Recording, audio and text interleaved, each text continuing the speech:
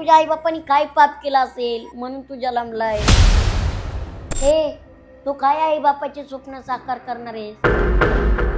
एखाद्याच्या शरीरावर, एखाद्याच्या उंचीवर बोलायचा अधिकार तुम्हाला दिला कुणी?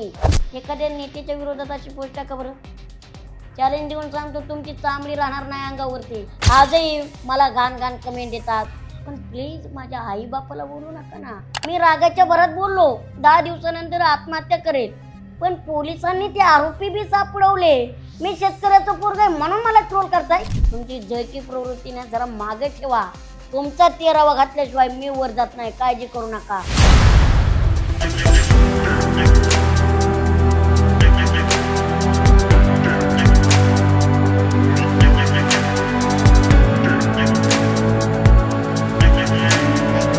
नमस्कार मित्रांनो, मी तुमचा सर्वांचा लाडका नेता, महाराष्ट्राचा छोटा पुढारी घनश्याम दरोडे. म्हणजे आजपर्यंत तुम्ही घनश्याम दरोडे टणक बघितलेला आहे, ॲग्रेशन मध्ये बघितलेला आहे, एक घनश्याम दरोडे बांधताना बघितलेला आहे, एक घनश्याम दरोडे सभा गाजताना बघितलेला आहे, एक घनश्याम दरोडे रील करताना बघितलेला आहे, तर हे घनश्याम दरोडे गुन्हा रावली जीवन जगताना बघितलेला आहे. पण एक घनश्याम दरोडे तुम्ही बघितलेला नाही की त्याच्या रिअल आयुष्यात कसा असतोय, तो त्याच्या संकटांना किती सामोरे जातोय. डोळ्यात जरी अश्रू दाखवत नसला तरी त्याच्या डोळ्यात किती अश्रू आहेत. हा घनश्याम दरोडे तुम्हाला बघायचा असेल ना, तर शेवटपर्यंत घनश्याम दरोडे बघावा लागेल. म्हणजे आजपर्यंत घनश्याम दरोडे तुम्ही नारळासारखा वरून टणक बघितलाय, पण आतून नरम बघितलेला नाही. पण आता थोडं आपण मागं जाऊया. म्हणजे तुम्हाला माझं बालपण सांगतो. विशेष म्हणजे कसं आहे, बाकीच्या मुलांचं बालपण कसं खेळण्या बागडण्यात गेलं, माझं बालपण तर हॉस्पिटलमध्येच गेलं आहे. त्यामुळं मी सांगतानाच सांगितलं की माझं आत्ता बालपण आणि मोठेपण आत्ता चालू आहे. आता तुम्ही म्हणता काही बी सांगतो का, काही पण नाही. मला 6 वर्ष होसर मी हॉस्पिटललाच होतो, कारण बरंच काही मला त्रास होता जन्मताच. माझे पुढे पुढे मी सांगणार आहे, उंची ते का वाढत नाही, त्यामुळं मी हॉस्पिटलला होतो. आणि सगळ्यात महत्त्वाचं, मी सगळ्यात लहान असल्यामुळं मला गावाकडे मुलं तर तुम्हाला माहिती आहे, जे लहान मुलगा असतात त्याला कधी खेळायला घेत नाहीत, कधी जवळ घेत नाहीत. जा हे बारक्या, तू नको येऊ मोठ्याल्यांच्यात, आणि कुठेतरी वाईट वाटायचं. पण त्या गोष्टीवरती मात करून मी पुढं आलो. बालपण जगत असताना मी लय म्हणजे माझ्या आयुष्यात बालपण हे परत गोष्ट कधी येणार नाही. कारण लोकांनी जरी मला ॲक्सेप्ट नसलं केलं तरी माझ्या कुटुंबाने मला ॲक्सेप्ट केलं. आणि दुसरी गोष्ट म्हणजे आज जे काही आहे ते मी माझ्या आईवडिलांमुळे आहे. कारण मला 3 बहिणी आणि 4था मी, सगळ्यात शेवट मी झालो आहे. आमच्या घरात सगळ्यात लहान मी, आमचे चुलते वडील, आमचं कुटुंब मोठे आहे आणि सगळ्यात शेवट मी झाल्यामुळे घरच्यांचा मी खूप लाडका होतो. जे काय कुटुंबात म्हणजे आमची परिस्थिती इतकी बिकट होती की आता सगळं सांगितलंच पाहिजे. प्रेक्षक वर्ग आहेत, मायबापा तुम्ही. आमची त्या काळात अन्न खाण्याची सुद्धा पंचायत होती. काम करायचं तरच आमच्या पोटाला मिळायचं. आमच्या आई वडिलांनी इतक्या हलाखीच्या परिस्थितीतून बघितलं आहे. घर सांगायचं बघायला गेलं तर आमचं छप्पराचं घर राहायचं. छप्पर जागा नव्हती, काय नव्हते, जनावरं, छप्पर, आणि कुटुंब मोठं असल्यामुळं बहिणी मोठ्या, आणि त्यातून मला ह्याचा त्रास होता. कशाचा? क्रेटिनचा होता. माझा आत्ताही सध्या रिपोर्ट आहेत माझ्याकडे, असं काही नाही. माझं लेवर मोठे, पुन्हा माझ्या किडन्या पुढचा प्रॉब्लेम आहे. हे लहानपणापासून असल्यामुळे हॉस्पिटल वगैरे करावं लागायचं. आणि मग तिथून वडील कसे तरी सावरायचे. आणि आजही सांगतोय तुम्हाला, ग्रामीण भागात कसं असते, मुलांना फार मोठी किंमत असते. म्हणजे कसं असते, मुलगा म्हातारपणाची काठी मानला जातो. भलेही तो मुलगा मोठ्यापणी होऊन आईबापाच्या केपाटात का लाथा घालणार, पण ग्रामीण भागात समजलं जातं. तर माझ्या बापाची समजूत काय होती, भले आमचं 2-4 एकर वावर राहिलेलं असेल ते विकूया, पण मुलगा जगवायचं म्हणजे जगवायचं. आणि आज मी खरंच प्राऊड ऑफ यू नाही म्हणणार, पण मी माझ्या वडिलांवरती माझा खरंच गर्व वाटतो मला, की मला माझ्या वडिलांसारखे वडील मिळाले. माझे वडील नाहीत ते तर माझे देव आहेत. आज मी जे काय आहे सक्षम बनलोय ते फक्त माझ्या वडिलांमुळे. कारण एक काळ असं होतं ना की समाजाने आम्हाला ढकलून दिलेलं, म्हणजे मला स्वतःला, ए तू काय आई बापाचे स्वप्न साकार करणार आहेस, तू काय करू शकतोस आई बापासाठी, तुला नीट चालता तरी येतं का. पोट मोठं होतं माझं, पुन्हा उंची नव्हती, काय नव्हतं. आणि कोणी गाडी बसवायचं म्हणलं तरी नको बाबा, ह्याला कशाला बसवायचंय, नाही नाही नाही आमच्या पोरांच्यात नको येत जाऊ, तू काही कामाचा नाही काही नाही. आणि मग आई वडील मला सांगायचे ठीक आहे ना, जे देवाने दिलंय ना त्याच्यात समाधान मानायचं. आजही सांगायला गेलं ना तरी अंगावर काटा येतो. कारण लोकांनी जरी जिटकारलं तरी आपल्या आई बापांनी मला कधी जिटकारलं नाही. आणि मग माझं बालपण हळूहळू पोरांनी मला कधी ॲक्सेप्ट केलं नाही. पोरांच्यात खेळायला गेलो तरी लोक येऊन नव्हती देत. मग मला माझी मम्मी काय म्हणायची, जाण दे त्या पोरांच्यात काय करायचे, चल आपलं वावरात जाऊया, वावरातलं तुला पिकं दाखवते. कसं असते, देवानी जर चिमणीला जन्म दिला ना दाना पण तोच देत असतोय, फक्त लोकांनी त्याला ॲक्सेप्ट करून ना करू.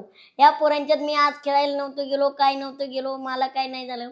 मग माझे आई वडील, मी कुचमू नाही, मी निराश होऊ नाही म्हणून ते मला शेतात न्यायचे. आणि शेतात नेता नेता मला शेताची आवड होऊ लागली.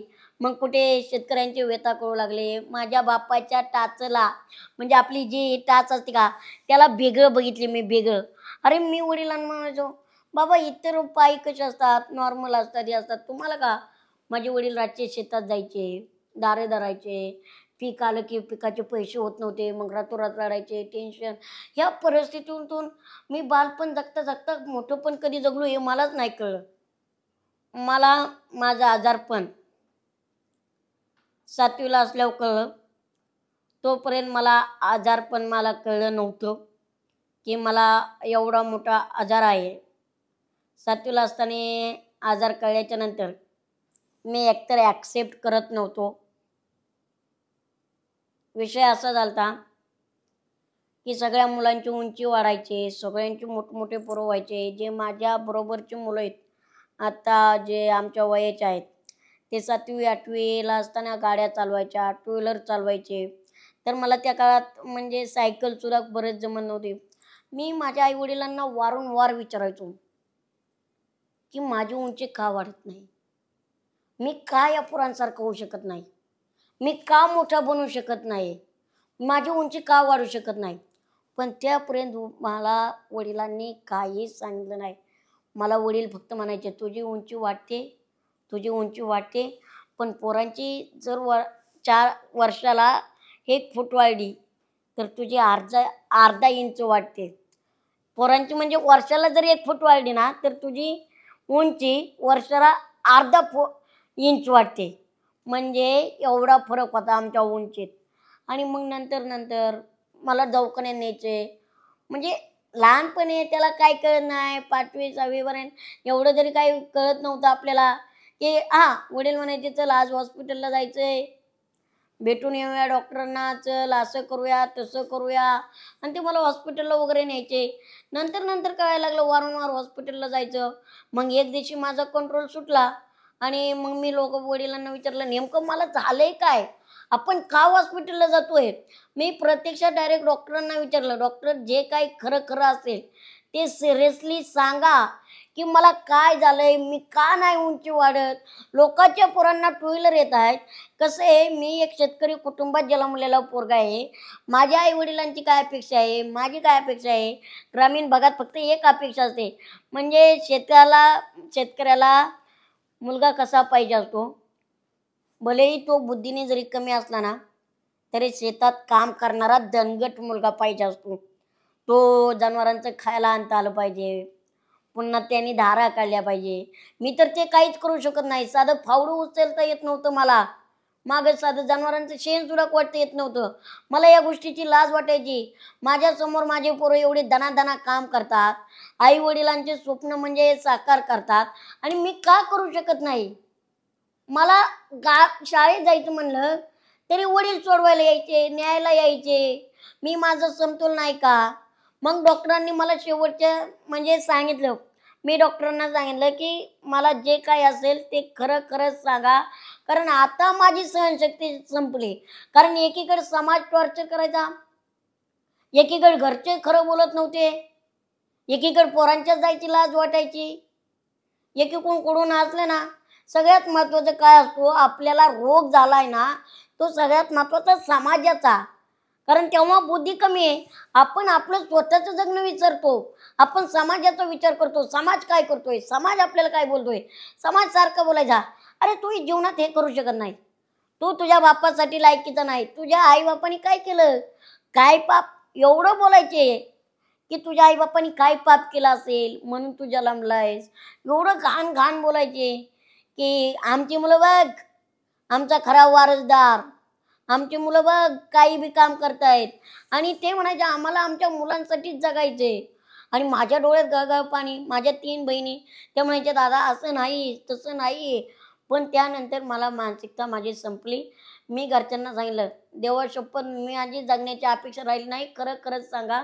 मग डॉक्टरांनी सांगितलं घनश्यामजी तुम्हाला अनुवंशिकता आहे. अनुवंशिकता म्हणजे की तुमच्या फॅमिलीत कुणीतरी लहान असेल किंवा नातेसंबंधात तुमचं लग्न झालं असेल, म्हणजे माझ्या आई वडिलांचं त्यांचं, तर त्या नात्यासंबंधामुळे या अनुवंशिकता होती. तर माझं पोट, मग मला थायरॉइडचा त्रास सुरू झाला, क्रिएटिने, लेवरवर फुफ्फुसावर सुजे. हा आताही सध्या आताही रिपोर्ट दाखवले ना तरी आहे, पण मी ते कुणाला सांगत नाही. मला डेली आठवड्याला इंजेक्शन घ्यावं लागतं, म्हणजे घ्यावाच लागतं. कारण तुम्हाला सांगतो सिरियसली, माझं ब्लड ॲटोमॅटिक शरीरात तयार होत नाही. ते काय प्रॉब्लेम आहे ते अजून काही डॉक्टरांनी सांगितलं नाही, पण ॲटोमॅटिक नाही.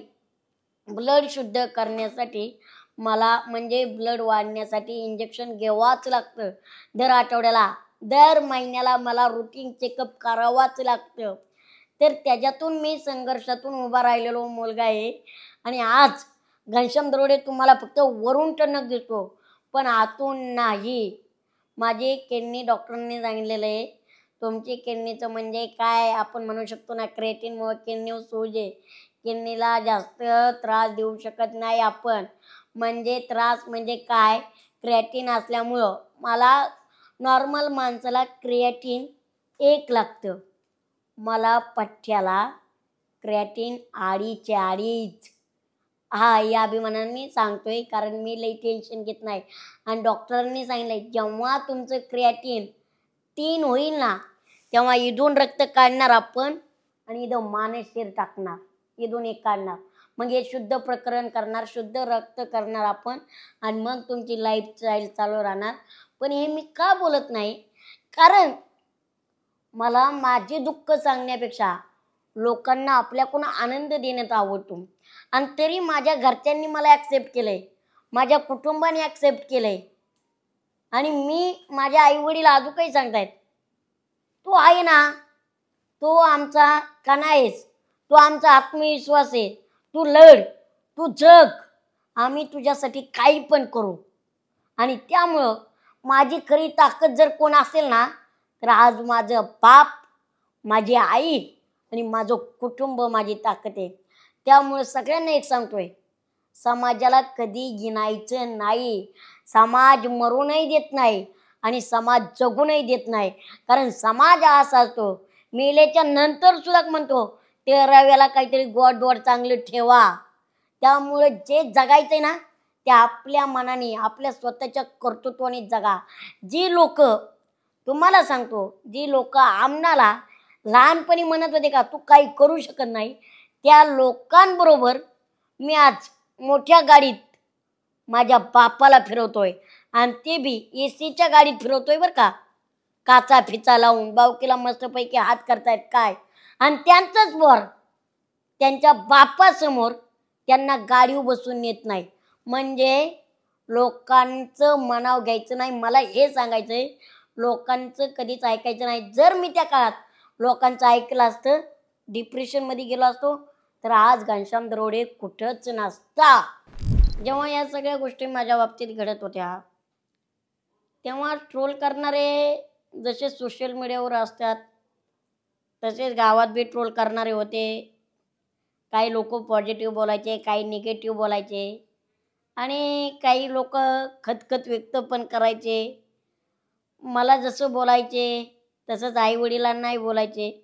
पण मी खरं तर माझं भाग्य समजेल की कधी पण माझे आईवडील माझ्याकडे बघून निराश नाही झाले, कधी माझ्या उंचीकडे बघून निराश नाही झाले. मला कधी म्हणले नाही की तुझी उंची कमी आहे, आम्हाला तुझ्यामुळं त्रास होतो.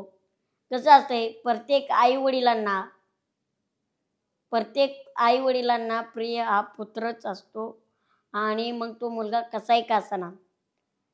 मी भाग्य का समजेल की जेव्हा माझ्या वडिलांना गावकरी म्हणायचे, समाज म्हणायचा की तुमचा मुलगा काही करू शकत नाही, तुम्ही याला सांभाळतात कसं, तुम्ही दुसऱ्या मुलाचा विचार का करत नाही, एखादा दणकट मुलगा हवा. तेव्हा माझ्या बापाचं एकदम सुंदर उत्तर असायचं. ते उत्तर ऐकल्याच्या नंतर आजही माझ्या डोळ्यात पाणी येतं. माझा बाप त्यांना हसून म्हणायचा की माझा पोरगा असा आहे, तुम्हाला आत्ताच नाही कळणार, माझा पोरगा मोठा झाल्यावर कळेल. जरी तो उंचीने मोठा नाही झाला तरी विचाराने तो मोठा होईल. आणि माझ्या बापाचं उत्तर काय ऐकायचं, नीट ऐका, नीट, की जॉक किती असतो गाडीचा, 16 टनाची टायर गाडी जर असली, जॉक किती असतो, लोक हसून म्हणायचे ईदभर. आणि मग माझा बाप त्यांना म्हणायचा, माझा तो जॉक आहे, जॉक इथपर्यंत आहे, पण तुमच्या 16 टनाच्या गाड्या जॉक असा उचलीन. हे माझ्या बापाच्या आजही वाक्य आठवलं तरी माझ्या डोळ्यात पाणी येतं.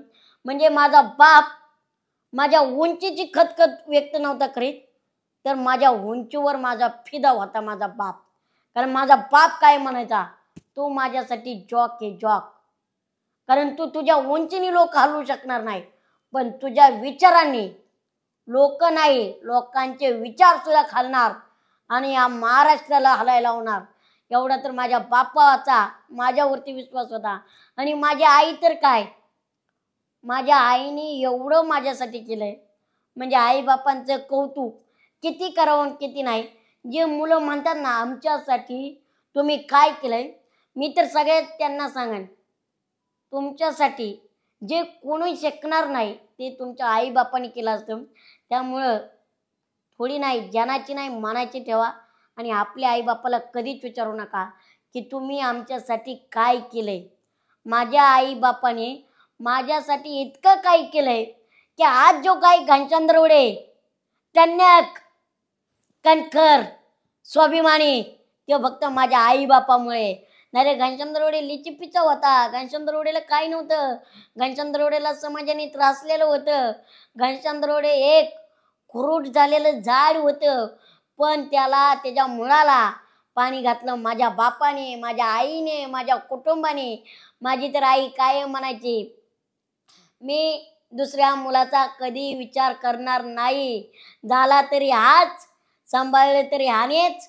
माझ्या आई बापाला माझ्या मामांनी, माझ्या कुटुंबाने खूप फोर्स केला की तुमचा मुलगा अपंग आहे, तुम्ही दुसऱ्या मुलाला जन्म द्या, तो दणगट होईल, मोठा होईल, तो शेतीवाडी सांभाळेल, तुमची शेती कोण सांभाळणार. पण माझ्या आई वडिलांना मी सॅल्यूट करतो. ते जरी ग्रामीण भागातले असले तरी त्यांचे विचार खूप महान आहेत. त्यांनी कधी दुसऱ्या मुलाचा विचार केला नाही आणि मला कधी वाचून दिलं नाही की घनश्याम तुझी उंची कमी आहे, तुला त्रास आहे, तू जीवनात कसा लढणार आहेस. माझी आई नेहमी म्हणायची, जिंकणं हारणं हे महत्त्वाचं नसतं, लढणं हे महत्त्वाचं असतं. संघर्ष हा प्रत्येकाच्या वाटेला येत असतो. लढाई चालू झाल्यावर लढून जाणं ते मरणं किंवा लढणं हे महत्त्वाचं असतं, पळून जाणं हे महत्त्वाचं नसतं. आणि आज जे माझ्या बोलण्याची धमक आहे ना, ते फक्त माझ्या बापामुळे. कारण माझ्या वडिलांनी कायम माझ्या पाठीवर हात टाकत आलेला आहे आणि कायम संघर्ष करण्याची जाणीव ठेवलेली आहे. आणि त्याचबरोबर माझ्या बहिणींचा सुद्धा याच्यात खूप मोठा सपोर्ट आहे. माझी मोठी बहीण विद्या आनंदकर ही सिव्हिल इंजिनियर आहे, आमचे दाजी सागर आनंदकर हे इंजिनियर आहेत, आमचे रोहिणी आदिका हे सगळे माझ्यापेक्षा खूप खूप मोठे आहेत, पण त्यांनी कधी मला असं कमकुवत बाजून नाही दिलं, विचारांनी नाही. आताही मार्केटमध्ये कधी ट्रोलिंग होत असतं, कधी माझ्याकडून शब्द चुकतात. कसं आहे, जो बोलतो तो चुकतो, जो बोलत नाही तो चुकत नाही. कधी आत्तामध्ये माझं प्रकरण बरेच व्हायरल झालं, चुकून शब्द गेलता मराठा समाजाविषयी, बरेच मी ट्रोलिंग झालो, मला शिव्या दिल्या. पण त्या काळात लोकांनी माझ्याशी कायम जनतेने माझ्यावरती मुलासारखं प्रेम केलं, सपोर्ट केला आणि त्यामुळं आज मी इथे आहे. कधी जर चुकून शब्द गेला तर ते सुद्धा सहकार्य करतात. पण त्याच महत्त्वाचं, मार्केटमध्ये राहत असताना ट्रोलिंग शिव्या हे देतच असतात. आजही मला घाण घाण कमेंट येतात, पण ते सगळं कुटुंब वाचून सहन करून मला कायम सांगत असते, तू लढ.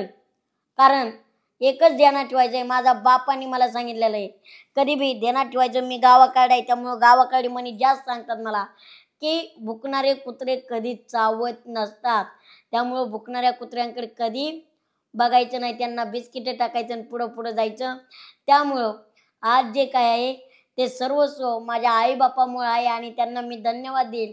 तेव्हा जर तुम्ही समाजाचं मनाव घेतलं असतं तर आज मी इथं नसतो. तुम्ही समाजाचं मनाव नाही घेतलं म्हणून आज इथे आहे.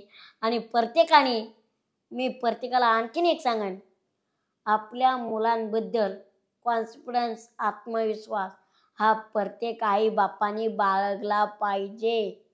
नाहीतर शेजारच्याचा मुलगा काय करतोय हे बघू नका. आपल्या मुलाला काय करायचंय त्याच्या मुलाला त्याच्या मनाने करू द्या, हे मला तुम्हाला सांगायचंय. नाहीतर शेजारचा मुलगा हाच लई समाज येतो, प्रताप रेकर चालू येऊ, ते मुलगा इंजिनियर करतोय म्हणून तू बी इंजिनियर कर. माझ्या बापाने जर आग्रह केला असता, त्यांची पोरं दारे धर, त्यांची पोरं शेती करतायत, तू दणकून शेती कर, झाली असती का माझ्याच्यानी शेती? झाली असती का? नसती ना. नाही, माझ्या भाषणाचं कौशल्य होतं, माझ्या आईबापाने सपोर्ट केला. म्हणून तुम्हालाही सांगतो, तुम्ही पण मुलांना चुकीचं क्षेत्र म्हणजे मुलांच्या मनाविरुद्ध क्षेत्र निवडायला लावू नका. मुलांवरती विश्वास ठेवा. ज्या दिवशी तुम्ही मुलांवरती विश्वास ठेवाल ना, त्या दिवशी तुम्ही अख्खं जग जिंकल्यासारखं आहे. कारण मुलं जन्माला घालणं म्हणजे आपलं कर्तव्य संपलं असं नाही.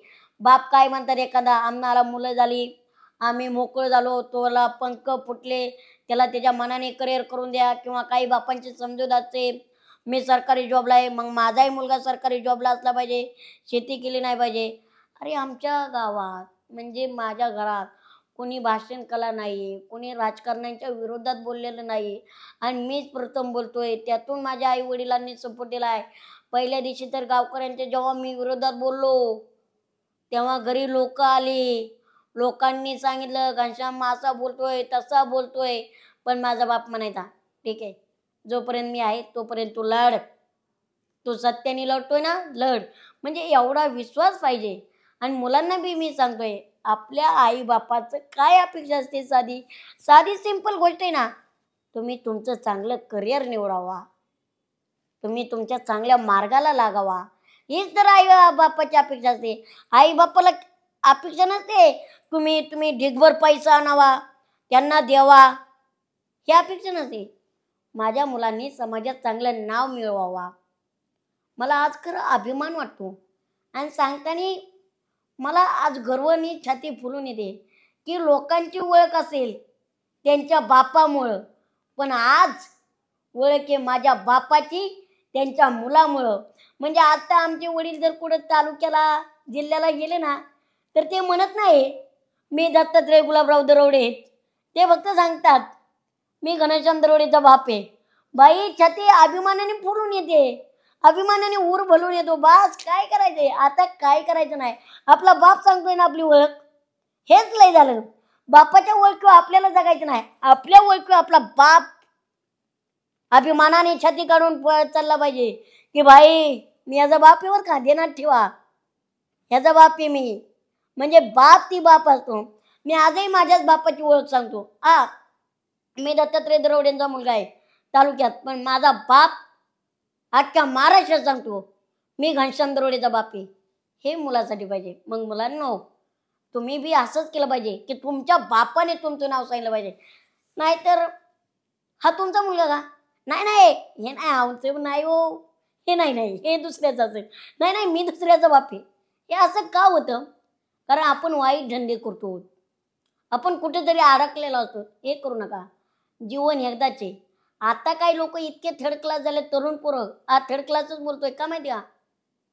अरे लाजा वाटल्या पाहिजे रे. 22-22 वर्ष तुम्हाला तुमच्या आईबापांनीच सांभाळले आणि 22 मिनिटापूर्वी जी पोरगी तुमच्या संग बोलती तिच्यासाठी तुम्ही आत्महत्या करताय का? काहीतरी वाटलं पाहिजे ना. जिने 22 वर्ष सांभाळा तिची तुम्हाला कदर नाही, आणि जी 22 मिनिटं बोलली ब्रेकअप केला तिच्यासाठी तू आत्महत्या करतोय का? काही रिझन पाहिजे ना गोष्टीला. जरा विचार करा. मी आज जो आहे, मी भाषण कधीपासून शिकलो, काय झालं, कशी परिस्थिती झाली, आणि नेमकं मला कधी कळायला लागलं की मला भाषण करता येतं. आता खऱ्या अर्थाने तो तर मुद्दा मगाच मी बोललोय, आई वडील. पण ह्याच्यातून मी आवर्जून नाव घेईल की मी जी काही भाषण कला शिकलो ते मी माझ्या वडिलांमुळे शिकलो. जरी माझे वडील ना भाषण करता येत नव्हतं, एकतर मी तुम्हाला सांगितलं आमच्या घरात कोणी नव्हतं, सर्वसामान्य कुटुंब आहे, शेतकरी वर्ग आहे. पण खऱ्या अर्थाने सांगेल की माझं भाषण शिकण्याचं योगदान म्हणजे माझे आई वडील. कारण गावाकडे कसं असते, भाषणाचे स्पर्धा नसतात, भाषण कला नसते, लोकांना माहीत सुद्धा नसते भाषण काय असते. 15 ऑगस्ट 26 जानेवारी जेव्हा यायचं तेव्हा आमचे वडील आवर्जून शाळेत यायचे. आणि कसं असतंय ग्रामीण भागात सर लोक वगैरे असले त्यांच्या ओळखीचे असतात, आणि त्यामुळे काय करायचे, 15 ऑगस्ट 26 जानेवारी आले की मी भाषण करायचो.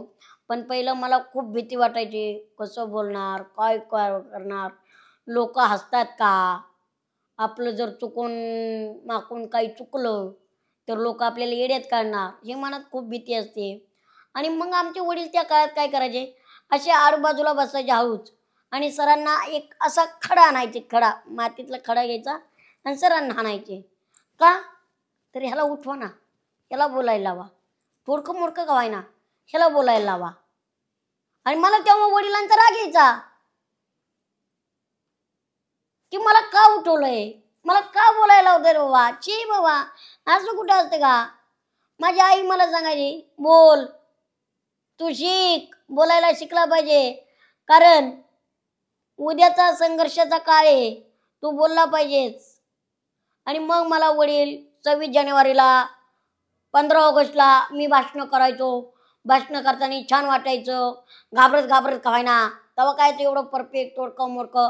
मग असं भाषण करत करत करत करत एक आमच्या दाजीकडे शाळेला होतो मी गारगावला.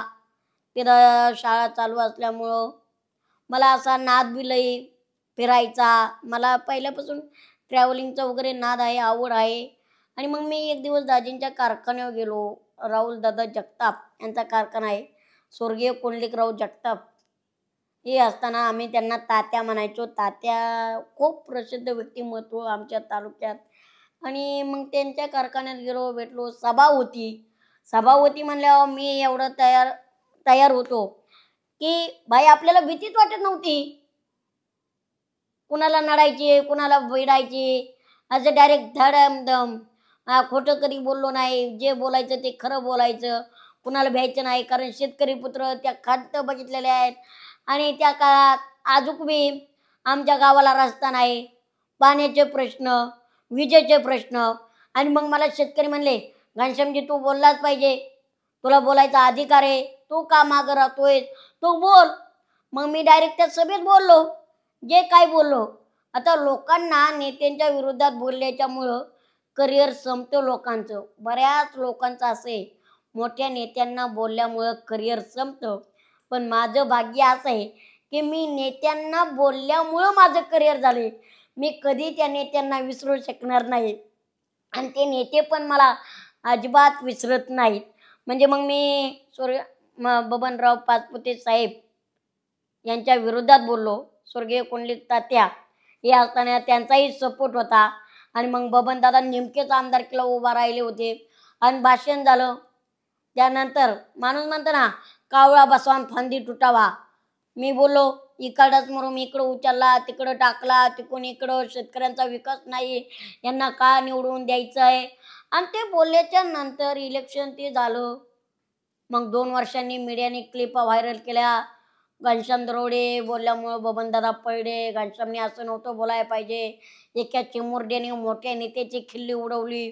हे बरंच मला अजून काही त्या फ्लॅशबॅकमध्ये गेलं तरी अंगावर काटा येतो की खरंच आपण असं बोललो का, एवढा मोठा परिणाम होतो का बोलल्यामुळं. तेव्हा मला बोलण्याची ताकद समजली. आणि मी बोलतानाच वाक्य काय वापरलं की मोठ्या नेत्याला बोलल्यामुळं बऱ्याच जणांचे करिअर संपतात, पण माझं करिअर तिथून सुरू झालं. तिथून मी पुढं आलो. आणि माणूस म्हणतो ना, छोट्या लोकांचे छोटे विचार असतात, मोठ्या लोकांचे मोठे विचार असतात. बबन दादांना मी आजही मानतो आणि त्यांच्या विचारांना मी आजही सलाम करतो की बबन दादा त्या दिवशी जेव्हा व्हिडिओ व्हायरल झाले तेव्हा ते आमच्या घरी आले. आमच्या गावकऱ्यांनी तर आम्हाला जाम भीती घातलेली. नेत्यांच्या विरोधात बोलणं फार वाईट असतं, तुमचा पोरगा नेत्याला बोलतोय, असा बोलतोय आणि तुम्ही शिकवताय काय. या माणसाच्या विरोधात गेल्यावर गावाकडे बरंच काय काय असतं की हे असं होतं, ते तसं होतं, त्या माणसाचं करिअर संपलंय, आता तुमच्या मुलाचं करिअर संपणार. कारण कसं असतंय, चहापेक्षा किटली कायम गरम असते. नेता पळडा नेत्याला दुःख नसतं, पण कार्यकर्त्याला इतक्या मिरच्या लागतात की जसं काही त्याच्या घरातलंच कोणतरी उभं होतं. आणि मग गावकऱ्यांनी आम्हाला रातचे फोन, 12ला फोन, आमचे सगळं घरदार घाबरलं की पोरगं तर एकुलता एक असलं राडा करतंय. आई वडिलांचा सपोर्ट, चुलत्याचा सपोर्ट, पण आई म्हणायची तुला लाज वाटते का, तू आम्हाला जिवंतपणे मारणार आहेस, तू जगून देणार आहेस का. बहिणी घाबरलेल्या, बहिणींचं लग्न नव्हतं झालेलं, तू काय बोलतोय, समाजात जागा आहे का. पण माझे वडील आणि माझ्या कुटुंबाने साथ दिल्यामुळे आज मी दे. जेव्हा बबनदादा आमच्या घरी आले का, तेव्हा बबनदादांनी एकच वाक्य सांगितलं, मी पळडोय म्हणून तुमच्या घरी आलो नाही, मी पळडोय म्हणून तुमच्या घरी आलो नाही, माझ्या मतदारसंघातला माझा बाचा मोठा झालेला बघायला आलोय. बाचा म्हणजे काय, आमचे जिजाराम मामा, माझे सख्खे मामा त्या पक्षात BJPच्या बाई, आणि मी राष्ट्रवादी कोण, म्हणजे आमच्या घरातच किती राजकारण. माझे सख्खे मामा, सख्या मामाने तर यायचं बंदच केलं, म्हणले तू तुझं निस्तर, आम्ही आमचं निस्तर, तू ते कोण मी कोण. मलाही कळत नव्हतं पक्ष काय काय नाही, बोललो ते काही यायला तयार नाही. मग जिजाराम मामा म्हणला यो माझा बाचा आहे. मग बबनदादा म्हणले बघितले का, मोठ्या लोकांचे मोठे विचार असतात. मी आजही बबनदादांना मानतो.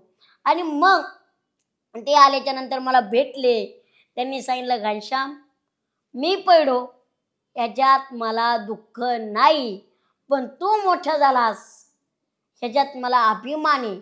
आणि त्यामुळे तुला एकच गोष्ट सांगतोय, आता मोठा झालायस, तुझ्या करिअरला सुरुवात झाली, पण एक ध्यानात ठेव, या राजकारण्यांसाठी कधीच जगू नको. हे जगता जगताय ना, हे राजकारणी कधी तुझा वापर करून घेतील आणि तुला सोडून देतील हे सांगता येत नाही. कारण राजकारण करायचं असेल तर सख्या बापावर सुद्धा विश्वास ठेवता येत नाही, आणि हे राजकारणी लोक सख्या बापावर सुद्धा विश्वास ठेवत नाहीत. ते बबनदादांनी मला वाक्य सांगितलं. आणि तेव्हा म्हणजे त्यांनी सांगितलं तू जग, तू समाजासाठी जग, स्वतःसाठी जगू नको, समाजासाठी जग, शेतकऱ्यांसाठी जग. आणि मला माझ्या घरच्यांच्या डोळ्यात देखत त्यांनी सन्मान केला. मग घनश्याम अण्णा आले, सगळे नेते आले, राजू शेट्टी साहेब आले, शेतकरी नेते आले, आणि तो माझा सन्मान माझ्या घरच्यांनी देखत होत होता, भरून येत होतो, मीडिया येत होते. आणि तिथून पुढं माझी सुरुवात झाली. मग मला छोटा पुढारी कावपासून म्हणायला लागले तर मला राष्ट्रपतींच्या हस्ते छोटा पुढारी हा पुरस्कार मिळाला. आणि तिथून पुढे मला छोटा पुढारी हे नाव पडलं. एकंदरीत माझी अशी सुरुवात झाली. आणि त्यामुळं आता गाव बी माझ्या बरोबर आहे, घरदार बी माझ्या बरोबर आहे. पण कसं असतंय, सगळ्यांना एकच सांगन, सुखात सगळे आपल्या बरोबर असतात, दुःखात फक्त कुटुंब असते.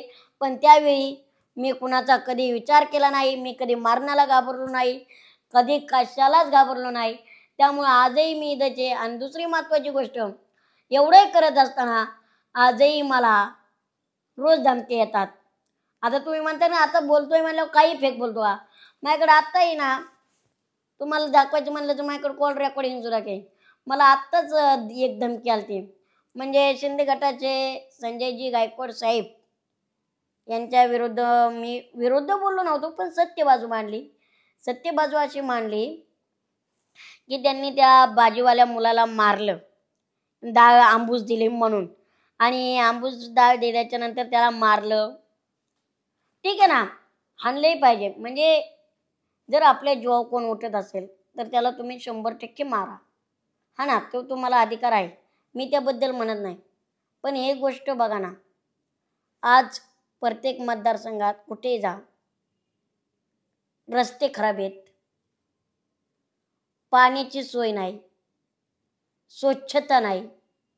कित्येक तरी अंगणवाडीच्या मुलांमध्ये त्यांचं खाद्य जे असतं सुकडी वगैरे त्याच्यात किडा आळ्या निघत आहेत. शेतकऱ्यांना खोटे बियाणं दिले जात आहेत, फसवलं जातंय. मग शेतकऱ्यांनी सर्वसामान्य जनतेने किती जणांना मारायचं याचा विचार करा ना. रोज जर सर्वसामान्यांनी जनताने जर ठरवलं एक एक नेता झापडायचं तर किती नेते झापडावं लागतील? हा, आज मतदारसंघात काय परिस्थिती आहे, सरकारी हॉस्पिटलची काय परिस्थिती आहे, सरकारी शाळांची काय परिस्थिती आहे, आज शेतकऱ्यांची काय परिस्थिती आहे. जर तुम्हाला एक दिवस आंबूस डाळ खाऊ घातली तर तुम्ही त्याला डायरेक्ट मारताय, म्हणजे डायरेक्ट बॉक्सिंग करत असल्यामुळे ढुशुम ढुशुम करताय. मग आज मला सांगा, गोरगरिबांच्या कुपनाच्या तांदळांनी गावांनी किती किडे निघतायत, कोणी झापडायचं त्यांना?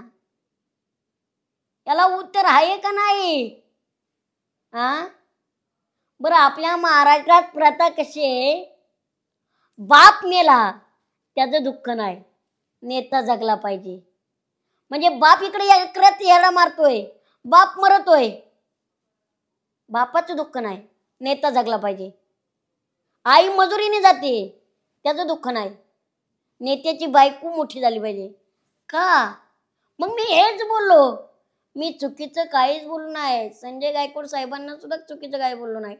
तर त्यातला एक कार्यकर्ता मला काल फोन केला, म्हणला तुलाही मोठा झाला काय, तो आमच्या नेत्याच्या विरोधात बोलतो काय? म्हणलं दादा समजून घे, व्हिडिओ बघ. व्हिडिओ आहे, तुला माहिती का मी कोण आहे? म्हणलं कोण आहे? अरे मी आमदारांचा जवळचा कार्यकर्ता आहे. म्हणलं बर, मग तू जिथं असशील तिथं तुला मारू. बरं म्हणलं मार. मग तुम्ही म्हणता तू का घाबरलं नाही? मी म्हणलं मार बाबा, मी जर चुकीचं बोललोय ना तर मार, कारण मला माहिती आहे, मला विश्वास आहे तू एक घनश्यामला मारशील पण हजारो घनश्यामचा आवाज तू दाबू शकत नाहीस. म्हणजे हे लोकांची पद्धत आहे. तो मला मारायची धमकी देतो. आजही रोज काही ना काही गोष्टी चालू असतात, रोज ट्रोलिंग तर लाखो चालू आहे, त्याच्यावर तर काही नाही. म्हणजे हे पद्धती चालू आहे. म्हणजे आवाज उठवला तरी बोलण्याचे, नाही उठवला तरी बोलण्याचे. काल तुम्ही बघितलं ना, एवढा गोंधळ झाला का? आणि सरकारला जाग आली ना त्या आंबूस डाळीमुळं. सरकारने लक्ष द्यायला पाहिजे होतं. जर सर्वसामान्यांची परिस्थिती असेल, आजही माझ्या मतदारसंघात या, झाकली मूठ 1.25 लाखाची, उघडली तर 100 रुपयाची. आजही माझ्या मतदारसंघात रस्ता नाही, कुणाला बोलायचं? माझ्या घरीच होता. आणि पाहिलं तर आमचं गावाचं अंतर किती आहे? 2 किलोमीटर. आजही रस्ता नाहीये. 6 महिन्यापूर्वी आमच्या गावाच्या या नळ्या खांदून ठेवल्यात. सरकारी पाणी योजना नसते का, जल जीवन योजना, ते नळे पाईप बसवलेत, नुसते कॉक काढून ठेवलेत. पुरावे दाखवेल, घनश्याम दरोडे पुराव्याशिवाय बोलत नसतो. जर कोणी या व्हिडिओच्या नंतर जर बोललं ना हे सगळं फेक बोलीन तर त्याला फक्त म्हणावं तुझ्या दम असला तर फक्त पुरावे दाखवायला माझ्या समोर ये, कायद्याने सगळं पुरावे दाखवेल. त्या कॉकमध्ये पाणी नाही, आज पण पाणी नाहीये, आज पाणी नाही. मग टोट्या का काढून ठेवल्यात? आज पण आम्हाला लाईट नाहीये. याला उत्तर आहे का तुमच्याकडे? याला जब आहे का तुमच्याकडं? बोलायला गेलं तर हे म्हणतात सरकार विरोधी आहेत, हा पक्षाचा कार्यकर्ता आहे म्हणून उचलतो, म्हणून बोलतो. आज सांगतायत रस्ता मंजूर झालाय. अरे रस्ता मंजूर झालाय म्हणजे तुमचा कागदाव मंजूर होतात, प्रत्यक्षपणे येतोय का मंजूर? किती जणांची आत्महत्या होत आहेत रोज. मग याच्या आवाज उठवलं की यांना त्रास होतोय म्हणून आवाज दाबला जातो, पण आवाज दाबणाऱ्यातला नाही तर आवाज उठवणाऱ्यातला येतं आम्ही. तर नंतर तिथून पुढे लोकांचं अट्रॅक्शन वाढत गेलं, जनतेचं प्रेम वाढत गेलं. नंतर मला कॉल यायला लागले. नंतर इलेक्शन झालतीच आमदारकीचे, मग खासदारकीचे चालू झाले. मग अजितदादांपर्यंत मी पोहोचलो. म्हणजे आमचे काही गावातले तालुक्यातले सभा असल्या मला बोलवायचे. सभेत काही वेळेस चुकून त्यांनी म्हणजे लोबोचा असतात राष्ट्रवादीचा पांचा वगैरे घातल्याच्या नंतर मला तिथून पुढं थंबनेल पडला की मी राष्ट्रवादीचाचे. ते पुसायला मला बरेच वर्ष गेले की मी एक नेता नाही, मी कुठल्याच पक्षाचा नाही आहे.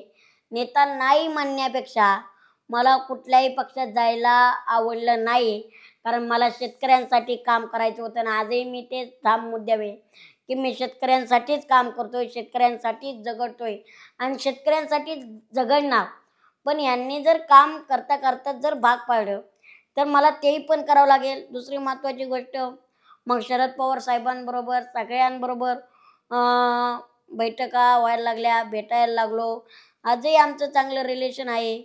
आणि सगळ्यात महत्त्वाचं काय आहे, मला आत्ता पण सगळ्या पक्षांचे ऑफर येतात की घनश्याम तू आमच्या पक्षात ये, आमच्या पक्षात ये.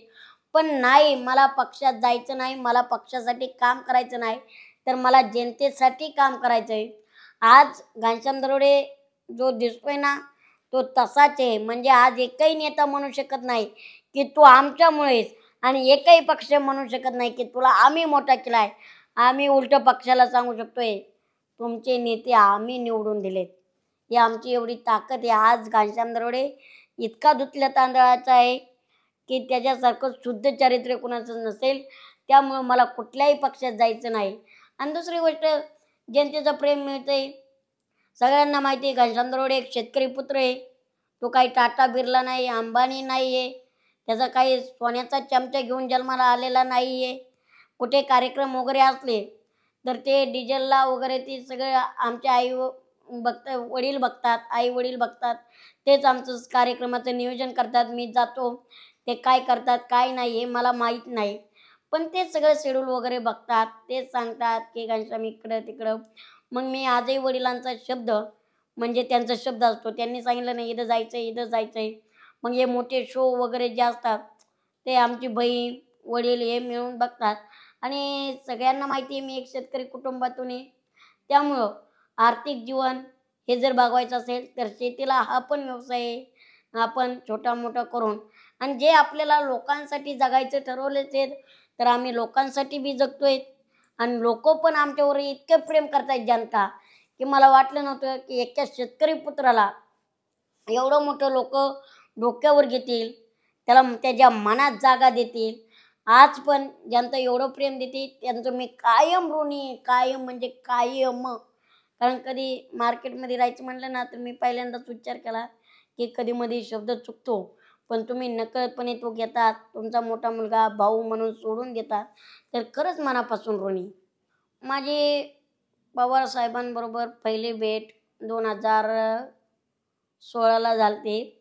आणि पहिली भेट म्हणजे भाषण झालं, बोललो, त्यांचं दर्शन घेतलं आणि त्यांनी माझ्या पाठीवर जी थाप टाकले ते आजही मी विसरलेलो नाही. आणि खरं तर मी एकच सांगेन, पवारसाहेब आजही सत्तेत असतील किंवा नसतील, पण खरं तर म्हणलं तर आजही शेतकऱ्यांच्या मनात त्यांच्याविषयी खूप मोठं स्थान आहे. कारण एक पक्षाचा नेता म्हणून नव्हे तर एक शेतकरी पुत्र म्हणून बोलेन की शरद पवारसाहेब माणूस असा एक नंबर माणूस आहे की सरसकट कर्जमाफी करणारा पहिला माणूस म्हणजे शरदचंद्रजी पवार साहेब. त्यांनी शेतकऱ्यांची कर्जमाफी केली. आता काय हो आश्वासनावरच चालते.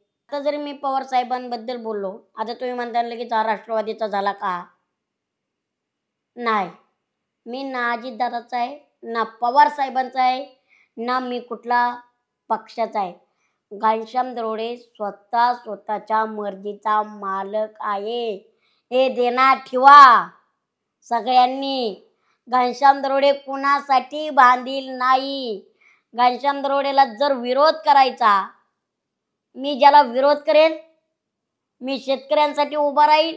शेतकऱ्यांच्या बाबतीत जर तुमच्या भूमिका चुकल्या तर मी विरोध करणार म्हणजे करणार, कारण माझा एक शेतकरी पुत्र म्हणून हक्क आहे तुम्हाला विरोध करणं, तुम्हाला विचारांनी वटणी आणणं. आणि दुसरी गोष्ट म्हणजे सगळ्यांना एक प्रश्न पडतो, घनश्याम दरोडे पुढारी नाव लावतो, ना पद ना काय, मग पुढारी कसं म्हणतात? अरे भावांनो, मला जनतेने पद दिलेलं आहे, हे कोणी नाही, आणि पुढारी पद कोणी काढूनही घेऊ शकत नाही, कारण हे जनतेच्या मनातलं पद आहे. आणि दुसरी गोष्ट म्हणजे असं समजू नका की मी राजकारण करण का नाही. मी सध्या दुहेरी भूमिकात आहे. दुहेरी भूमिकात म्हणजे कसं, जर तुम्ही शेतकऱ्यांची नीट कामं नाही केली, शेतकऱ्यांसाठी कायम विरोधात राहिलात, स्वतःची पोळी भाजण्यासाठी जर स्वार्थपणा केला, तर मी इलेक्शन सुद्धा करू शकतोय, मी लढू शकतोय. मी आता समाजकारण करतोय, पण मी इलेक्शन सुद्धा लढू शकतोय, देण्यात ठेवा. तेव्हा सांगेल माझा पक्ष कुठला असेल, कुठे नाही. पण असं समजू नका की घनश्याम दरोडे राजकारणात येणार नाही. घनश्याम दरोडे राजकारणात सुद्धा येईल, देण्यात ठेवा. त्यामुळं कामं करतानाच असे करा की मला समाजकारण सोडून राजकारणात येता नाही आलं पाहिजे. एकतर मला राजकारणाची बिलकुल आवड नाही, समाजकारण करायचे. पण तुम्ही जर गलिच्छ पद्धतीने राजकारण केलं तर मला राजकारणात सुद्धा घेऊन दाखवा लागेल की शेतकरी पुत्राचं राजकारण कसं असते. तर दुसरी सगळ्यात महत्त्वाची गोष्ट म्हणजे लोकांना मी रँडमली बोलतो, तर ज्यांना वाटतो ना त्यांचा सगळ्यात खूप मोठा भ्रम आहे की घनश्याम दरोडे रँडमली बोलतो, घनश्याम दरोडेचा अभ्यास नाही. हे घनश्याम दरोडे गरिबाचं पोरे म्हणून तुमचा जळफळाट होतोय, हे प्रथमतः पहिल्यांदा सांगेन. कारण जे शिकलेले असतात ते कधीच कुणावर आक्षेप घेत नाहीत. का माहिती का?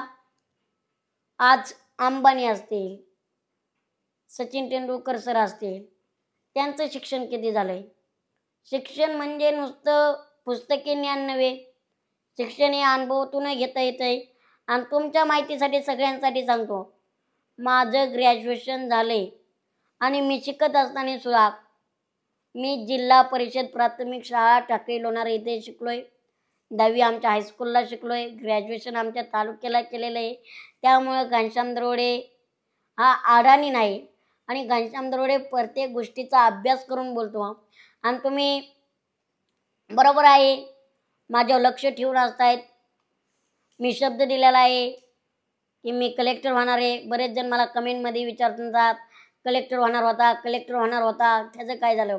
पण मला त्यांनाही एक सांगायचं आहे, मी कलेक्टर होईल किंवा नाही होईल, माझा अभ्यास चालू आहे, प्रयत्न चालू आहेत. पण जसं मलाही एका शेतकरी पुत्राला आरेला कार्य लावतात, तसं एखाद्या नेत्याला बी आरेला कार्य लावता का तुम्ही? नेते तर किती आश्वासनं देतात, त्यांच्याकडे बघता का? त्यांच्याकडेही बघत जा ना जरा. आम्ही तुमच्या प्रभागात रस्ता करू, आम्ही सुख समृद्ध करू, तुम्हाला नोकऱ्या देऊ. त्यांच्या उचापाच्या काऊ नाही करत? त्यांना कधी म्हणता का तुम्ही हे करणार होतात? त्यांचे तर फार झेंडे घेऊन फिरतात. मग आम्हाला तेवढं आरेला कार्य का लावतात? बरं, तुम्ही आता म्हणता तूच शब्द दिलता हो. अरे मी जरी शब्द दिला असला तरी माझा प्रयत्न चालू आहे.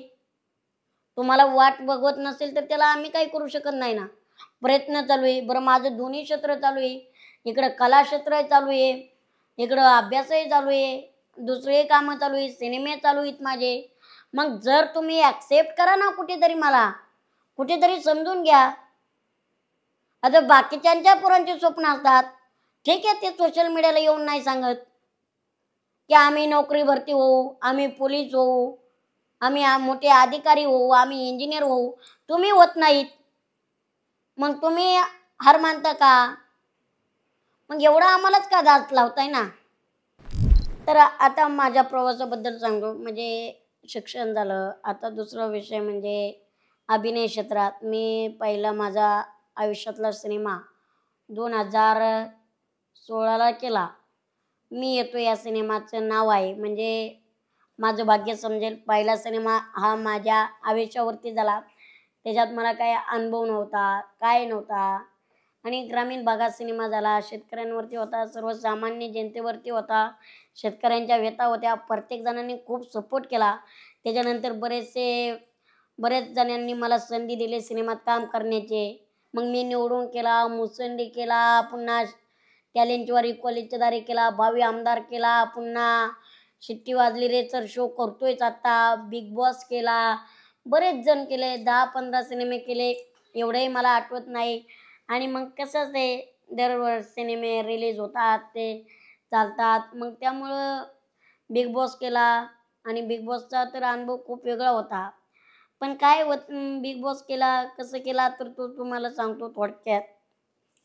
मला फोन आला की घनश्यामजी तुमची बिग बॉससाठी निवडणूक हे करायचं आहे. आपण म्हणजे आम्ही तुम्हाला बिग बॉसला घेण्यासाठी विचार करत आहोत. तुम्ही बिग बॉस करता का?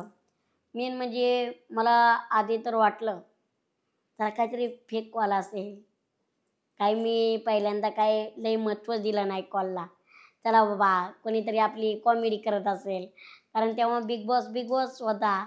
सगळ्यांना एक आकर्षण होतं आणि मलाही जाण्याची इच्छा होती. पण कधी बिग बॉस पाहिलेलं नाही, काही नाही. काय असते, काय नसते हे सुद्धा माहीत नव्हतं. दुसऱ्या दिवशी परत बिग बॉसचं त्यांचाच कॉल आला. अभिषेक सरांचा आला. अभिषेक करंगुटकर यांचा कॉल आला. पहिल्या दिवशी आला, दुसऱ्या दिवशी आला. दुसऱ्या दिवशी म्हणले चला फेक कॉल असला तरी उत्तर देऊया. मग त्यांचा फोन आला. अहो सर मी काल कॉल केला तुम्ही काही रिप्लाय दिला नाही मला व्यवस्थित. करूया म्हणले, कट केला. मग काय करणार म्हणलं ठीक आहे करूया. मी फेक कॉलवरच घेतलं बरं का, तेव्हाही कळलं नाही. मग मला त्यांनी मुंबईला सॉरी पुण्यात मीटिंगला बोलवलं. पुण्यात मीटिंगला गेल्याच्या नंतर मग मला वाटायला लागलं खरंच बिग बॉसची मीटिंग आहे काय. मग तिथं गेलो, मीटिंग केली. पहिल्याच मीटिंगला विचारलं हो तुम्ही बिग बॉस बघितलाय का? म्हणलं संपलो आता. बिग बॉस बघितलाय का? म्हणलं हो का सर मला बिग बॉस काय माहिती नाही, मी कधी बघितलेला नाही. मग ते म्हणले तुम्ही कुठल्या कॉन्फिडन्सवरती बिग बॉसमध्ये जायचं म्हणताय? जर उद्या टास्क असतात तुम्ही लोक तुम्हाला विरोध करायला लागले, टास्क खेळायचं म्हणलं तर तुमची शरीराची ताकद आहे का? तुम्हाला गोळ्या औषध आहेत का? तेव्हा मी त्यांना एका शब्दात सांगितलं जरी माझ्या शरीरात ताकद नसती ना तरी माझ्या जिभेतलंही ताकद आहे की पुढचे 10 जणांची ताकद फिकी पडत. आणि मग तिथून पुढं माझं बिग बॉसला सिलेक्शन झालं. बिग बॉस 2-4 एपिसोड बघायला लावले. मग बिग बॉसचे एपिसोड बघितले. मग परत दुसऱ्यांदा मीटिंगला बोलवलं. परत मीटिंगला गेलो. मग ते म्हणले थांबा आम्ही तुमचं सिलेक्शन 2 महिन्यांनी कळू. मग 2 महिने नाही वय चालूच होतं. भीती वाटत होती आता सिलेक्शन होतंय का नाही. कारण एकतर गोळ्या औषधं, परिस्थिती, आई वडिलांचा विरोध, बिग बॉसला जाऊ नको कारण त्यांना कधी सोडून राहिलेलं नाही. दुसरी गोष्ट म्हणजे मोबाईल नाही घरात, गोळ्या औषधं घेणार का नाही. वडील तर म्हणायचे जाऊन दे मरून दे त्या बिग बॉस पासून काय पाहिजेला आहे आपल्याला. बिग बॉस का काय कशाला करायचे. तू आमच्यासाठी आम्ही तुझ्यासाठी. तू डोळ्यासमोर नसलं की आम्हाला करमत नाही. फोन नाही, राहणार कसा, जगणार कसा. बरं तू हट्टी इतका की तुला तुझ्या हातात वस्तू पाहिजे. तू जर हातात वस्तू नसली तर तुझा कंट्रोल राहत नाही. पण त्या परिस्थितीतून माझ्या दाजींनी त्यांनी मार्ग काढला. मी बिग बॉसला गेलो आणि बिग बॉसलाही खूप मोठा सपोर्ट दिला. सगळ्यांनी प्रेम दिलं आणि मी म्हणजे जनतेच्या मनावर आम्ही बिग बॉसमुळे राज्य करू शकलो. त्याच्यानंतर बाहेर आल्याच्या नंतर स्टार प्रवाहाने सुद्धा न कुकिंग घेता मला शिट्टी वाजली रे शोमध्ये घेतलं. म्हणजे कुकिंग तर काहीच नाही. त्यांचा फोन आला तेव्हा मी सांगितलं मला काही कुकिंग अजिबात जमत नाही. पण ते शिजलेलं आहे ते सुद्धा कसं असेल ते माहीत नाही. पण तरी त्यांनी आपले शब्दावर स्टार प्रवाहाला त्यांचं मनापासून आभार मानतो. एका गरीब मुलाला त्यांनी संधी दिली. पहिल्यांदा तर तुम्हाला खरा अनुभव सांगतो. बिग बॉसला गेल्याच्या नंतर मी सुरुवातीलाच म्हणजे एकदाच डायरेक्ट म्हणलो ना मी त्यांना की आपण गोड आहे. आतमध्ये गेल्याच्या नंतर मोठे अभिनेत्री ज्यांना आपण बघून मोठं झालो आहे, वर्षा उसगावकर ताई, त्यांच्यासमोर पुन्हा प्याडी दादा, अभिजित सावंत सर, हे सगळे मोठे अभिनेते दिग्गज. आणि त्यांच्यासमोर आपण एकतर मनात भीती होते आणि विषय काय व्हायचा, सगळ्यात मोठा आवाज माझा. आणि आवाज मोठा असल्यामुळे त्रास असा व्हायचा की 8 दिवस त्यांना समजायला तितकं गेलो, मी सहज बोललो तरी त्यांना वाटायचं हा ढापरून बोलतो, हा उर्मटे, हा मोठ्या आवाजात बोलतो. त्यामुळे ते कुणी मला ॲक्सेप्टच करत नव्हते. त्यांना वाटायचं हा आमचा अपमानच करतो. म्हणजे सहज विचारलं तर मी मोठ्या आवाजात बोललो तरी ॲक्सेप्ट करायला तयार नव्हते. मग हळूहळू त्यांना सांगितलं, ते मला म्हणायचं तू हळू पट्टीत बोल, हळू पट्टीत बोल. मी त्यांना म्हणलं मी किती हळू पट्टीत बोललो तरी माझा आवाज एवढाच आहे. मग त्यांना पटलं, त्यांनी ॲक्सेप्ट केलं आणि मला समजायला लय वेळ नाही गेला. कारण जिथे जातो तिथं मी माझी स्वतःची जागा निर्माण करतो. कारण जागा दे मान्याने कोणी जागा देत नसतं. आपल्याला आपलं स्वतःचं अस्तित्व आणि स्वतःची जागा निर्माण करावं लागते. मला बिग बॉसच्या घरात कोणी त्रास नाही दिला, उलट मीच बाकीच्या सदस्यांना त्रास दिला. मला त्रास दिलाच नाही, कारण कधी कधी माझी चिडचिड व्हायची आणि मी त्यांच्या म्हणजे ते एक गेमच तसा असतो, धावून जाणे, खेळणे, टास्क करणे, आरडणे ओरडणे. पण मी आजही सांगतो, मला सगळ्यांनी समजून घेतलं, मला कोणीही त्रास नाही दिला. तुम्हाला एक सांगतो, बिग बॉसचं वातावरण एक वेगळं असतं. तिथं हॅमरिंग असतं, टॉर्चरिंग असतं. बिग बॉस म्हणजे बिग बॉस आहे, ना भूतोनं ना भविष्य.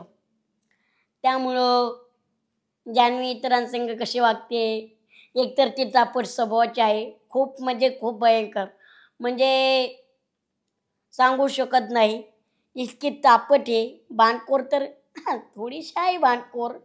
जान्हवी तू व्हिडिओ बघते, थोडीशी भांडखोर आहे, लई नाही बरं का, पण थोडीशी आहे. तुला भांडण्याचा नाद आहे, पण आता कशी प्रेमापुटी भांडते, पण घरात जरा नाही. पण स्वभाव मात्र एक नंबर आहे जान्हवी मॅडमचा. आणि कसं आहे, बिग बॉस झाल्याच्या नंतर मी तर सांगेन आजच्या सीझनमध्ये सगळ्यांचं वाकडं असेल, पण आमचा सीझन असा आहे, आम्ही जो गेम झाला तो गेलो, विसरलो सुद्धा, बाहेर आलो. आमची मैत्री आटोटे सगळ्यांची, पॅडी दादा, डिप्पी दादा, आम्ही सगळेजण एकंदर सगळ्यांना बसतो, भेटतो, बोलतो. आणि कसं असतं बिग बॉस म्हणजे हॅमरिंग म्हणजे काय तुम्हाला सांगू का, तुम्हाला विश्वास बसायचा नाही हो. कसं असतंय बिग बॉसमध्ये गेम करायचं म्हणजे लय सोपा नसतंय. गेम करायचं आणि गेम खेळायचं लय अवघड असते. अहो तुम्ही मला सांगा, 8 दिवस नुसतं पांढरा भात आणि मिठाव कोण राहू शकतो का? तर तिथं आम्ही राहिलेलो आहे. म्हणजे पुढच्या ताटात पंचपक्वान्न आणि आमच्या ताटात फक्त एक अंडे आणि पांढरा भात. का? तर हा सुद्धा त्रास आहे, हा सुद्धा एक त्रास आहे. दुसऱ्या टीमने आम्हाला दिलं तर त्या टीमचं अन्न जप्त होणार. त्याच्यातून लोकांना बाहेर काय कळतंय, एडिट किती होतंय, कटिंग किती होतंय, आपण काय बोलतो काय नाही हे सुद्धा आपल्याला कळत नाही.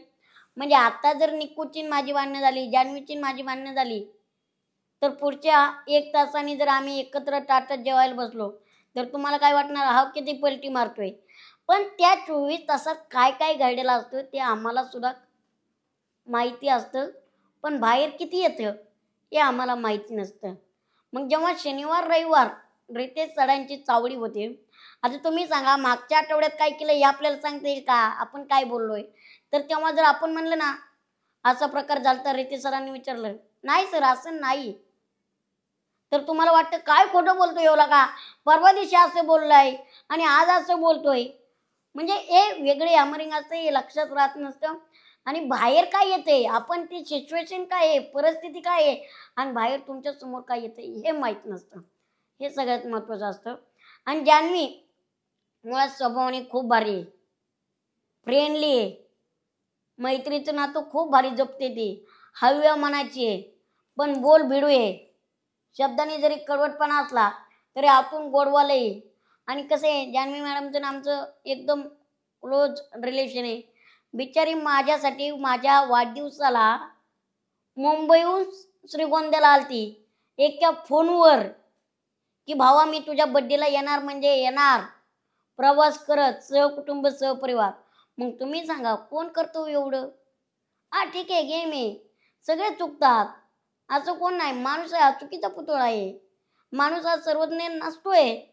त्यामुळे जान्हवी जरी बोलत असले तरी मागं पिना करणारे बी ध्यानात ठेवले पाहिजेत. पिना का आणि काय वेगळं वेगळं रिलेशन असतंय, त्यामुळं काय नाही असं नाही. निखिलताई आणि अरबाजचं तर काय त्यांचं लाईफच वेगळे. बिग बॉस झाल्याच्या नंतर सुद्धा ते त्यांची लाईफ जगतायत आणि त्यांना खूप खूप शुभेच्छा आहेत. ते आत्ताही बी एकत्र आहेत, पण आयुष्यभर एकत्र राहू बस एवढंच बोलेल. त्यांच्याबद्दल जास्त काय आय एम नॉट इंटरेस्टेड. आणि दुसरी गोष्ट म्हणजे सूरज भाई, तो खूप साधा आहे, प्रेमळ आहे आणि चांगला आहे. बाई तुझी प्रसिद्धी कायम अशी टिकून राहू. जवळच्या माणसांना दूर करू नकोस, कारण बरेच फोन येतात सूरजबाईचं काय नियोजन होतंय, सूरजपर्यंत कॉल जात नाहीत, सूरजपर्यंत काही कॉन्टॅक्ट होत नाही आहे. तर सूरजला मला एक लहान भाऊ म्हणून तुला सांगायचं आहे की जे माणसं कमवले ते माणसं सोडू नकोस, अशीच माणसं जप. आणि कायम कॅमेऱ्यासमोरच नाही तर कॅमेऱ्याच्या सुद्धा तुझ्या पाठीमागं कायम जेव्हा तू माझी आठवण काढशील तेव्हा खंबीरपणे घनश्याम दरोडे तुझा भाऊ म्हणून उभा राहील. तू माझी आठवण काढ. जसं बिग बॉसमध्ये सुद्धा मी तुझ्या संग वागलो तसंच बाहेर सुद्धा वागेल. भले तू बिग बॉसमध्ये मला नावं ठेवलेस, घनश्याम डबल आहे, घनश्याम असा बोलतो, पण आज मी अभिमानाने सांगतो सूरज जिंकला असता तर सगळे त्याच्या जवळ आले असते, सगळे म्हणले असते सूरज आमच्यामुळे जिंकला, आमच्यामुळे जिंकला. पण मी असा एक वेगळा माणूस आहे की मी सगळ्या घरादाराच्या विरोधात गेलो. पहिल्यांदाच सूरजचा गेम दिसत नव्हता तेव्हा सूरजला मी नॉमिनेट केला नाही. मी शेवटपर्यंत सूरजला नॉमिनेट केला नाही. आणि जेव्हा सूरज कॅप्टन झाला तेव्हा मी जेव्हा अंकिताला निवडलं तेव्हा तिला सुद्धा क्रेडिट केलं आणि सूरजला बहुमतासाठी मी निवडून दिलं. आणि दुसरी गोष्ट अभिमानाने सांगतोय, कारण सूरज विजय झाल्यावर तर सगळीच जवळ येत आहेत, पण विजयात सुद्धा त्याचे शिलेदार म्हणून जर कोणी उभा राहिला असेल तर आम्ही राहिलो बिग बॉसच्या घरात. आजही बघा, भले कसंही आम्ही लोकांच्या नजरेत असून द्या, परमेश्वराला माहिती आम्ही काय केलं आणि काय नाही. वैभव, जान्हवी, अरबाज, निकू हे सगळे आमचा ए टीमचा ग्रुप असून मी भलेही माझा 50च कॉईन होता, तो कॉईन कुणाला दिला नाही, मी येताना सूरजला दिला. त्यामुळं ती ट्रॉफी सूरज भाऊचीच आहे, सर्वसामान्यांचीच आहे. आणि ती ट्रॉफी सूरज भाऊनी जिंकली. ती ट्रॉफीच नाही जिंकली, मन जिंकल्यात मराठी माणसाची. ती मराठी माणसाची मन जशी जिंकल्यात तशी टिकून ठेव. आणि तुझा लहान भाऊ तुला जशी साथ दिली ना, मागं बी साथ देणार आहे. जेव्हा आठवण काढशील तेव्हा नक्की उभा राहील. आणि दुसरी गोष्ट म्हणजे माझं अजून एक स्वप्न आहे सूरजच्या बाबतीत, ते स्वप्न साकार नाही झालेलं. सूरजला वहिनी बघायचंय, ती वहिनीचं बघायचंय, घोड्याबरोबर नाचायचंय. म्हणजे घोड्याबरोबर नाचायचं म्हणजे सूरजला घोड्यावर बसवायचंय आणि डान्स करायचंय. तुम्ही सगळ्यांनी यायचं बरं का. वहिनी बघायला चालू आहे, बघू आता सूरजला कधी पटते ते. तेवढा एक शब्द दिलाय, तो एक पूर्ण करायचा आहे. आता तुम्ही म्हणता सूरजच्या लग्नाचं झालं, सूरजला मुलगी बघतोय, पण तुमच्या लग्नाचं काय? मित्रांनो, आता माझी तर एवढी हिस्ट्री सांगितलेली आहे. माझ्या लग्नाचं तर तुम्हाला सांगतो, अजून तसं काही प्लॅनिंग वगैरे नाही, पण मुलगी वगैरे बघणं चालू आहे. पण आता कसं आहे, माझ्या आईची म्हणजे आमच्या वडिलांची इच्छा आहे बाबा की माझ्यापेक्षा माझे 4 फूट 6 इंच हाईट आहे, तर 5 फुटाची तरी मुलगी पाहिजे. आणि माझे एक विचार आहे की वडिलांची जरी इच्छा असली तरी माझी एक इच्छा आहे, उंची भले तिला कमी असले तर चालेल, पण विचारांची उंची मोठी असावी, विचारांनी ती मोठी असावी. आणि सगळ्यात महत्त्वाचं, तिने भलेही मला कमी सांभाळू द्या, पण माझ्या आईवडिलांना कधी अंतर न देणारी, सोज्वल आणि कुटुंबाला सांभाळून घेणारी असावी. तर असा विचार चालू आहे. बघूया आता आमच्याशी कोण लग्न करते.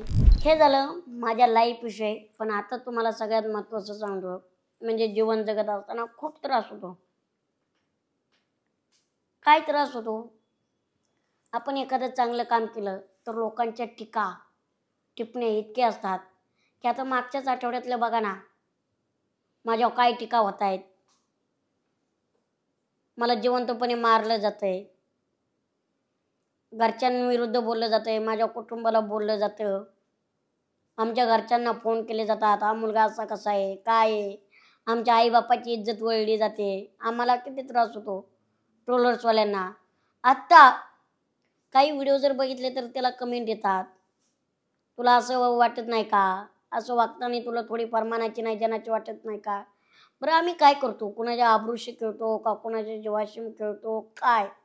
आत्ता मला जस्ट मागच्या व्हिडिओला 15-20 कमेंट आले असेल की तुझे 10 दिवस पूर्ण झाले का, तू आत्महत्या करणार होता ना, तुझा 13वा कधी आहे, तुझ्या 10व्याला आम्हाला बोलव. तुम्ही असं समजून घेत नाही त्याची मानसिकता काय आहे, तो का बोलला असेल. एखाद्याला जीवन नको असतं का. भले भले नेते शब्द देतात, शब्द पाळतात का. एक उदाहरण तुम्हाला सांगतो, गरीबाच्याच मुलाला का तुम्ही त्रास देतात. पायरीला पाय लावू नाही, पण शहाजी बापू पाटील काय झाडी काय डोंगर काय हॉटेल हे अख्ख्या महाराष्ट्राला माहिती आहे. ते काय म्हणले होते, निवडून नाही आलो तर फाशी घेईल. मग त्यांनी खरंच फाशी घेतली का. ते पळले ना, मग फाशी घेतली का. मी रागाच्या भरात बोललो 10 दिवसानंतर आत्महत्या करेल, पण पोलिसांनी ते आरोपी बी सापडवले. आरोपी आज पोलीस स्टेशनला आहेत, त्यांनी माफी बी मागितली. मग तुम्ही मलाच का गृहीत धरताय. मी शेतकऱ्याचं पोरग आहे म्हणून मला ट्रोल करताय. नेते म्हणून नेत्यांना ट्रोल करत नाही. बापूंच्या कमेंटला जा बरं, एक तरी म्हणते का बापू तुम्ही फाशी घेणार होते, तुम्ही मारणार होते, तुम्ही निवडून नाही आले, तुम्ही का नाही फाशी घेतली. मग तुम्ही आम्हालाच का अरेला करे लावताय. हा मला काय म्हणायची, नेत्यांना एक आणि सर्वसामान्य शेतकऱ्याच्या पुत्राला एक असा भेदभाव का करताय. मी माझ्या शब्दाचा पक्का आहे, नेते पण शब्दाचे पक्के पाहिजे ना. प्रत्येक ठिकाणी राजकारण करू नका रे, सर्वसामान्यांच्या मुलांना बी जगू द्या. आणि दुसरी गोष्ट म्हणजे एखाद्याच्या शरीरावर एखाद्याच्या उंचीवर बोलायचा अधिकार तुम्हाला दिला कुणी. तुम्हाला भिडायचंय बोलायचंय तर माझ्याची विचाराने बांधा ना. कारण तुम्हाला मी एकतर सांगितलंय, मी फालतू कमेंटला फालतू लोकांना उत्तर द्यायला बांधील नाही. त्यामुळे तुम्ही मला जिवंतपणे मारले जाते. मग हे कुठेतरी राग अनावर होतोय. एक ध्यानात ठेवा, मी आजही तुम्हाला सांगतोय, तुम्ही मला काही पण बोला, काही पण बोला ना, पण प्लीज माझ्या आई बापाला बोलू नका ना. हा माझ्या 13वा बघणारे तुम्ही कोण आहेत. माझ्या 10व्याला यायला तुम्हाला कोणी आग्रह केलंय. एखाद्या नेत्याच्या विरोधात अशी पोस्ट टाका बरं, चॅलेंज देऊन सांगतो तुमची चांबडी राहणार नाही अंगावरती. शहाजी बापूंना सांगा बरं, शहाजी बापू तुम्ही फाशी घेणार होते, टाका बरं त्यांच्या विरोधात त्यांच्या अकाउंटला पोस्ट. कारण गरीबाचं पोरग जगतंय, गरीबाचं पोरग पुढे जातंय तर का नाही जाऊन देत. ट्रोलर्सवाल्यांनो तुमची जळकी प्रवृत्तीने जरा मागे ठेवा. टीका नाही तुम्हाला जमत ना, टीका करा, पण माझ्या कुटुंबावरती करू नका. तुम्हाला नाही ना मला बघायचं बघू नका, पण कशाला घाण कमेंट करताय. तुम्हाला एकतर भाव देत नाही मी, आणि त्यामुळे तुम्हाला काय होतंय, एखाद्याचं शेतकऱ्याचं पुत्र कसं हाणून पडायचं, पुढे जाते त्याच्या उंचून बोल, त्याच्या आई बापाला बोल. अरे धमक असेल तर विचारांची बराबरी करून दाखवा, तुम्हाला मी सलाम करेन. पण तुमच्या असल्या कमेंटला मी कधी भीक घालणार नाही. आणि ध्यानात ठेवा, माझा 10वा 13वे घालणाऱ्यांनो, तुमचा 13वा घातल्याशिवाय मी वर जात नाही, काळजी करू नका. शेवटचं एकच सांगन माझ्या सर्व रसिक मायबापांनो आणि ट्रोलर्सवाल्यांनो, तुम्हाला मी एक सांगन, तुम्ही शेंगदाणा म्हणा, फुटाणा म्हणा, नाहीतर चपाती म्हणा, मला फरक पडत नाही. ध्यानात ठेवा, लोकांनी बदामाला किती नावं ठेवले तरी बदामाची किंमत मार्केटमध्ये कधी संपत नसते. कारण बदाम खाणारे थोडीच असतात, पण ते घेणारे आणि खाणारे कायमचे असतात. तसेच रसिक मायबापांनो, तुम्ही माझे आहात, तुम्ही कायम माझ्यावरती प्रेम करत आहात. आणि तुमच्या आशीर्वादाने कायम नवीन नवीन कामं मिळत जातात, भेटतात. पण दुर्दैव आणखीन एक गोष्टीच वाटतं, आपल्या मराठी कलाकारांच्या बाबतीत आणखीनही कुठेतरी आपण मागे राहतोय का? बरेच दिग्गज मराठी कलाकार आहेत, मी माझ्या बाबतीत तर सांगणारच आहे. पण एक प्रश्न सुचला म्हणून सहज बोलून जातो, की मराठी कलाकारांच्या बाबतीत आणखीन एक त्रास आहे खूप, की आपलीच माणसं आपल्या माणसाला मोठं करत नाही. कारण आता माझ्याच बाबतीत एक उदाहरण सांगतो. मी एका सिरियलसाठी ऑडिशन दिलं, पण त्यांनी मला डावललं. जेणेकरून ते काय म्हणले, की तुम्ही त्या कॅरेक्टरमध्ये जात नाही, तुम्ही ग्रामीणच्या आहात, शहरातले नाही. तर मला एकच सांगायची, मराठी माणसाला मराठी माणसानेच मोठं केलं पाहिजे. आम्ही ग्रामीणमधून येतो म्हणजे आम्ही सिरियल करू शकत नाही का? आम्ही मोठ्या पडद्यावर दिसू शकत नाही का? आम्ही ग्रामीणचे आहेत म्हणून ग्रामीण का? आम्हाला अनुभव नाही का? बरं आम्ही शिकणार कुठे? तर मला एकच सांगायचं आहे सगळ्यांना, मराठी कलाकारांना सगळ्यांनी साथ द्या. मराठी कलाकार हतबल होत चालला आहे. बघितले ना आपण, ज्येष्ठ ज्येष्ठ अभिनेते रडाई येते, डोळ्यात पाणी येते का? तर मराठी लोक मागं पडायला लागल्यात. मराठी लोकांना साथ नाही दिली, हे बाहेरची येऊन आपला गळा दाबतील बरं का. आणि मग आपला गळा दाबला तर मराठी राहणार नाही. त्यामुळं बाहेरच्यांना मोठं करू नका, मराठीला मोठं करा. बघितलं ना, मराठीची ताकद होती तर हिंदीवाल्यांची काही सक्ती चालली नाही.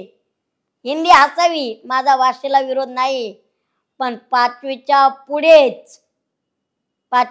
पुढेच पहिली दुसरीच्या मुलांना नाही. त्यामुळं मराठी माणसांनो, सिनेमा असेल, चित्र असेल, प्रत्येक मराठी माणसाने मराठी माणसाला मोठं केलं पाहिजे.